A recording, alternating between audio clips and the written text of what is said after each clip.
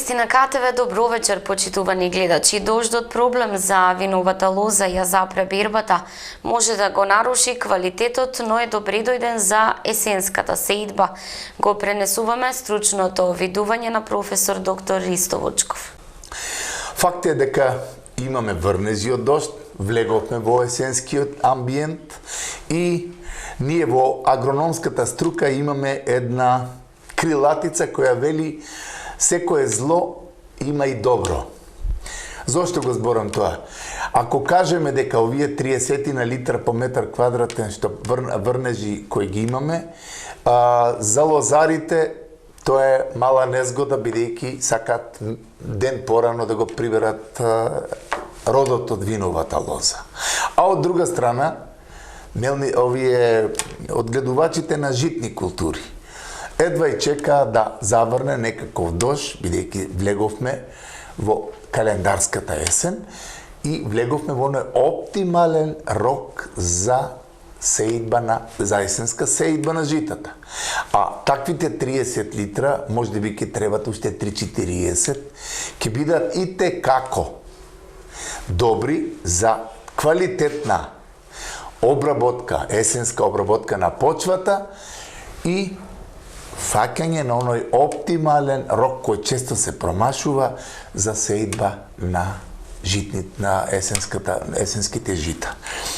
По однос на тоа што се може да изгуби лозарот, наша препорака е, бидејќи има најава на неколку убави денови по овие врнежи од дожд, ден порано, минут порано да го приберат. Винските сорти веќе грото од нив се веќе во една експанзија на прибирање, асталските подзавршија можностите за било какво пакување, бидејќи афусот сега е ударниот период кога треба да имаме најдобро пакувано грозје од афусот, како една традиционална наша сорта.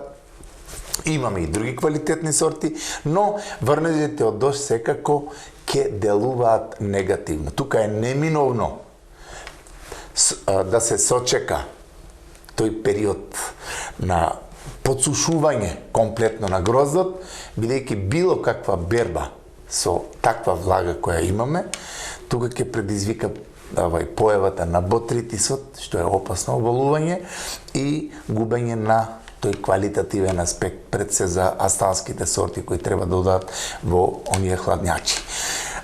По однос на она што од физиолошки аспект тие 30 литри дали може да делуваат на зголемување на шеќерноста, мислам дека имавме доста сушен период, голем сушен период и почвата е жедна.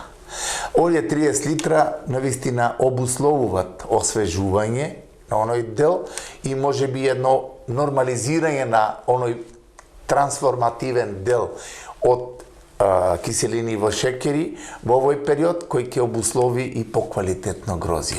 И се надевам дека ова година лозарите ќе бидат задоволни од она што ова година даде виновата лоза. Вчера колку толку, погодно или не, времето дозволи да продолжи бербата на грозјето во гроздоберот. Со радост ужива и на и младите од детската градинка Рада Поцева, работен објект Изворче. На општа берба го скинаа добриот род од лозата и се радуваа едукативно. Децата од објект Изворче при детската градинка Рада Поцева Кавадарци од двете возрастни групи 5 и 6 години се одзва на поканата од родител да присуствуваат на општата берба на грозјето. На огромно задоволство на двете страни тие беа воодушевени, радосни и исполнети со возбуда од нивната улога на гроздоберчиња кој во корпите наполнија од убавиот род на лозата. Зошто е грозјето црно, зошто бело, кога се полни во гајби, а кога во вреќа, беа само неколку од многуте прашања на дечињата од Изворче. Каде ќе се носи грозјето, што ќе се случува понатаму со него, научија вчера на терен дечињата од градинка. На лице место видоа како нивните родители, баби и дедовци го собираат родот. Место макази со ножичиња во раце и тие пробаа да бидат вредни гроздоберчиња. За децата ова беше едно прекрасно доживување, па искористија можност и да ги поканат нивните помали другарчиња до година и тие да ја продолжат оваа традиција препознатлива за тиквешкиот крај. Инаку тие за работа во аграрот веќе ги имаат основните познавања преку своите екоградини во кои континуирано се садат сезонски растителни култури и ги облагородуваат дворовите по екостандарди со што ќе придонесат за чиста и здрава околина. Пчеларите од Тиквешијата, чии пчеларници се лоцирани во планинскиот дел, се задоволни од приносите од мед кој годинава е планински со потемна боја. Наспроти слабите приноси од мед регистрирани кај пчеларите, чии пчеларници се во рамничарскиот дел од Тиквешијата, годинава најзадоволни се пчеларите од Бошавијата, особено селата Крњево, Бошава, Конопиште, Чемерско и Бохула. Таму се регистрирани одлични приноси кои ја надминуваат бројката од 20 кг мед од едно пчелно семејство.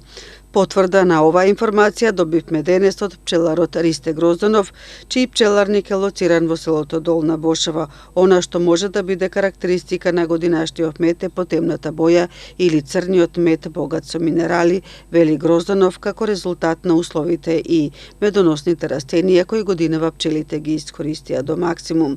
Богатството од нектар во природата беше причина пчелните семејства интензивно да работат, па сезоната на вртење на мед годинава се продолжи на 2 месеци.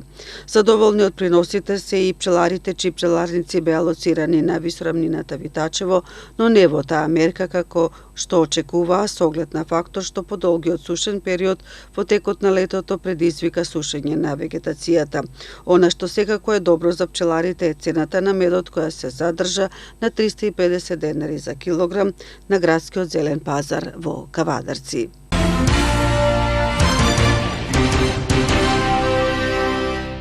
Градоначалникот на општина Росоман задоволен од сработеното до сега. За целата општина ветува уште крупни проекти кои ќе го направат Росоман убаво место за живење.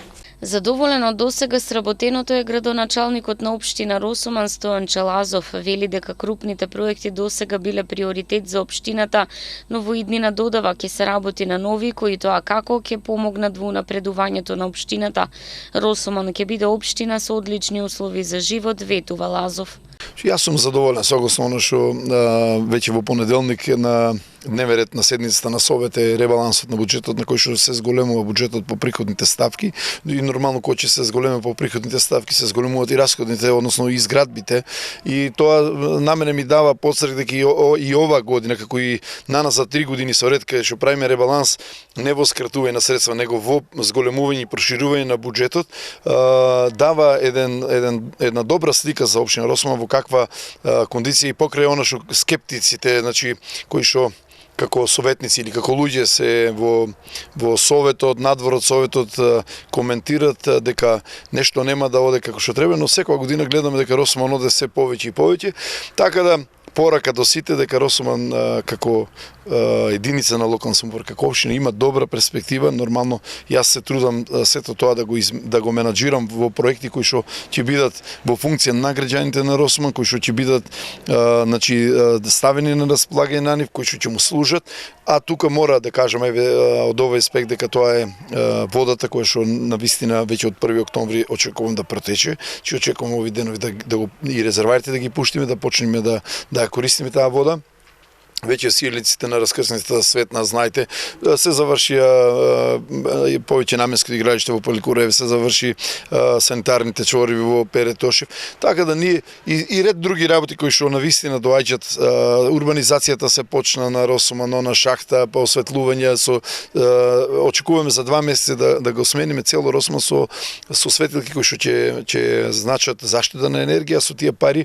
Значи рачунаме дека ќе вложуваме во замена поддржана на бандерите со подземна мрежа за осветлување, така да мислам дека на некој начин ние како општина одиме напред и веќе од октомври, значи како информација пред граѓаните во кој што навистина ќе има на вашата телевизија оглас, имаме добиено и проект со форум за буџети во заедниците во кој што граѓаните од сите населени места ќе бидат повикани во Росман на дебата, бидејќи јас до сега буџетот која во овие години која сум го спремал со модел на состаноци во местните заедници и ќе одам и ова година, че веќе имам такви активности, но и по теркот на швајцарската агенција на УСЕД, значи ќе да ги собериме луѓето тука за тие да се изгласат, толку транспарентно сакаме да биде буџетот за наредната година, тие да изгласат што е она што на нив му требе, да ги прашаме нив, бидејќи навистина во еден, како да ви кажам, рок од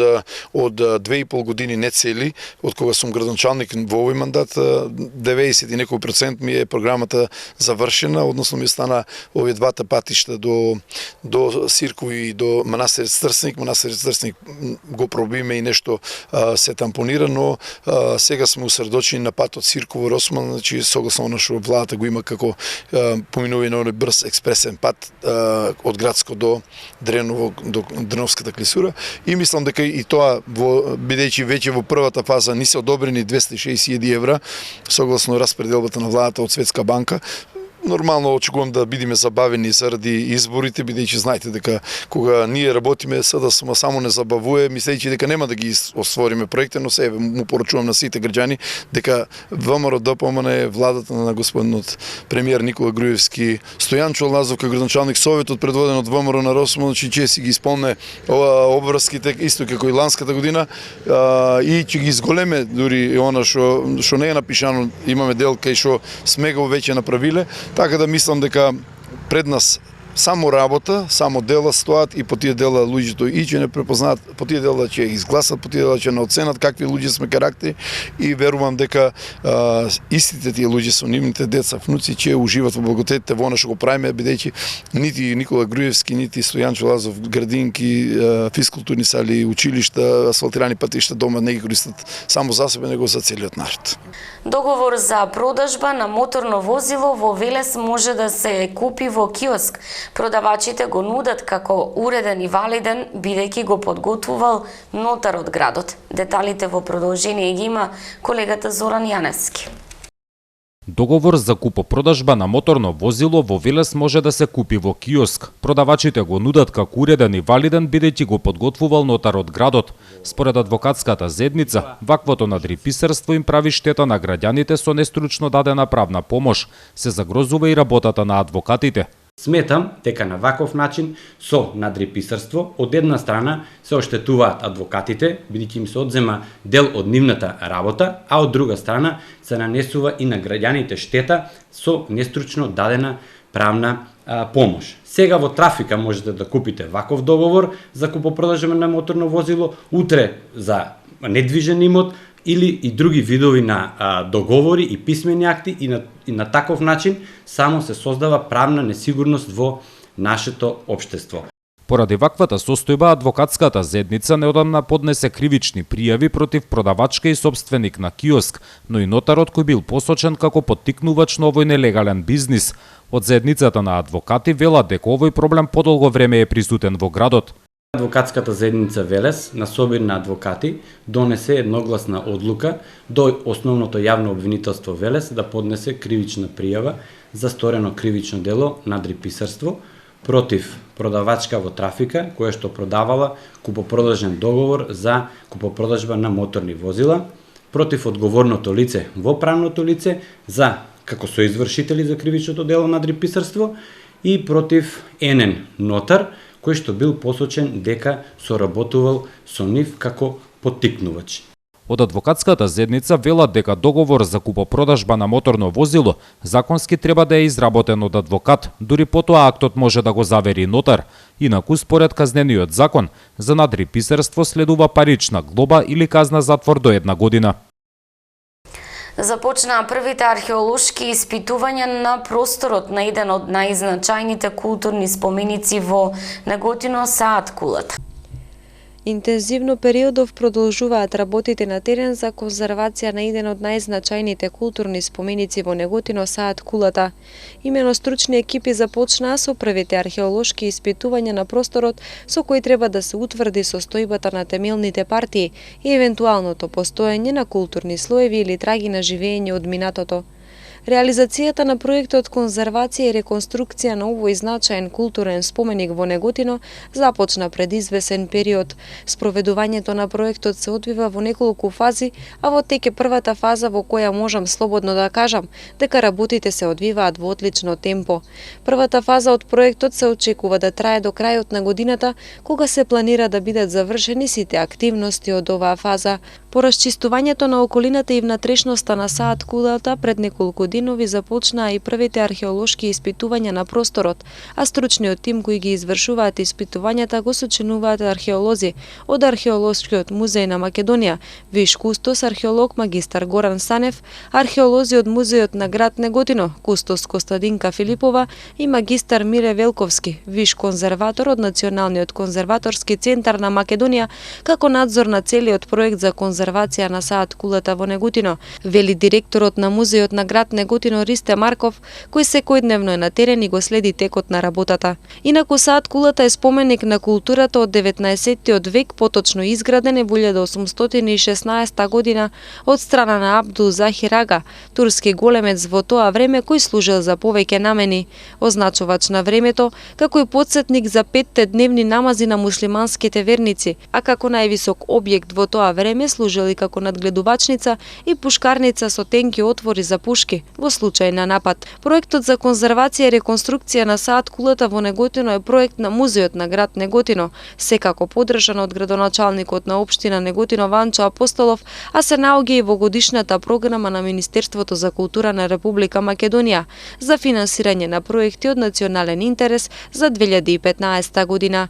Во рамки на оваа програма, Министерството за култура ја поддржа реализацијата на овој мощне важен значаен проект за општина Неготино со околу 500.000 денари, кои ќе бидат наменети за реализацијата на првата фаза на проектот. Во неа влегуваат стручните и геолошките истражувања на теренот, односно испитувањата на статиката на објектот, археолошките истражувања во внатрешноста на објектот, расчистувањето и уредувањето на околниот простор на парцелата во која се наоѓа, подготовка на основен стручен проект за конзервација од страна на Националниот конзерваторски центар и отпочнување и реставрација на овој споменик на културата. Покрај финансиските средства од Министерството за култура, овој проект се спроведува и со финансиски средства и од буџетот на општина Неготино во висина од 800.000 денари. Со конзервацијата на овој споменик на културата ќе се добие уште еден културно-историски објект во Неготино, кој ќе биде атрактивна туристичка дестинација за сите посетители и туристи.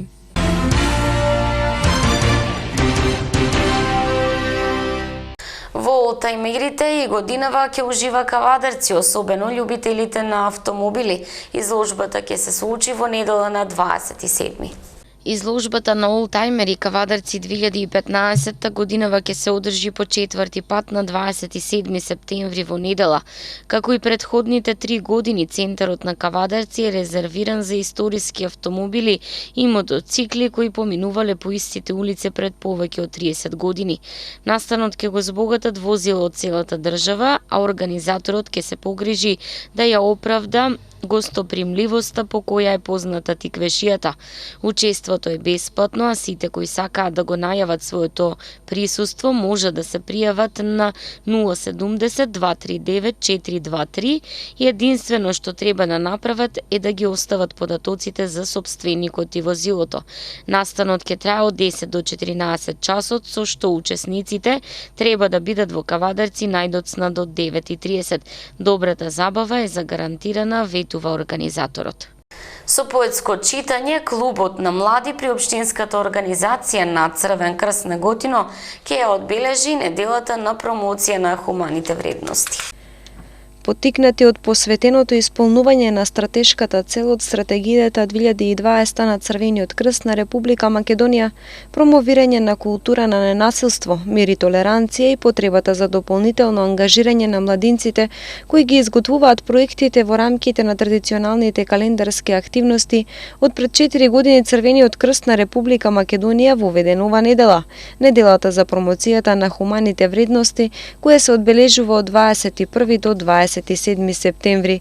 Клубот на млади на Црвениот крст од Неготино и оваа година е активно вклучен во ПХВ неделата, а оваа година темата е поетско читање со цел да се потврди дека почитта и разновидноста на културите и толеранцијата се главен предуслов за соживот и толеранција. Настанот ќе се случува во музеот на град Неготино во недела на 27 септември. Преку поезијата младинците ќе испратат порака за разновидноста на културите и толеранцијата, диалогот и соработката, взаимната доверба и разбирање, кои се меѓу најдобрите гаранции за мирот и соживот. Националната програма на Црвениот крст на Република Македонија Црвен крст во акција промоција на хумани вредности, која веќе 17 години се спроведува во Македонија, младите учат за културата како систем на вредности, за културата на диалог како основен предуслов за градење на интеркултурно општество и при тоа се поттикнати да бидат активни да изработуваат мали проекти за добробит на заедницата. Секоја година покрај обуката за десеминација, 1200 младинци од цела Македонија на возраст од 13 до 17 години добиваат и обука како да изработуваат мали проекти за добробит на своите заедници. Оваа година од страна на младинците учесници во ПХВ циклус од 2015 изработени се 192 мали проекти, преку кои им е директно помогнато на околу 4000 лица.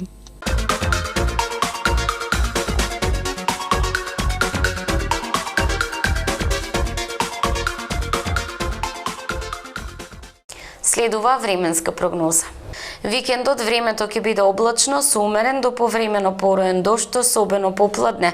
Услови за нестабилност ќе има во источните делови од земјата, ќе дува умерен до повремено засилен претежно југоисточен ветер. Потоа следува период променливо облачно време, утрата ќе бидат свежи, а дневните температури ќе бидат во интервал од 18 до 26 степени. Гледавте вести, имајте пријатна вечер со програмата на КТВ.